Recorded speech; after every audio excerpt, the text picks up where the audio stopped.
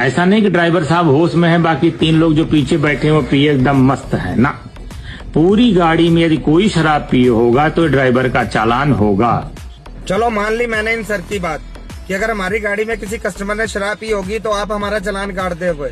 तो मैं ये कहना चाहता हूँ कि सर, जब आपके ही लोग हमसे 500 या 1000 रुपए की रिश्वत ले लेते हैं चालान के नाम पे, तो फिर आपका पूरा का पूरा थाना क्यों नहीं सस्पेंड हो जाता?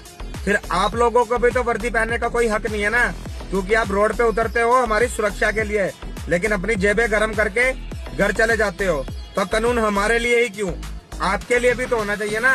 फिर आपको भी तो सस्पेंड करना चाहिए ना गवर्नमेंट को। अगर हमारे चालान होंगे तो वर्दी आपकी भी खतरे में आनी चाहिए, खाली हम ही नहीं।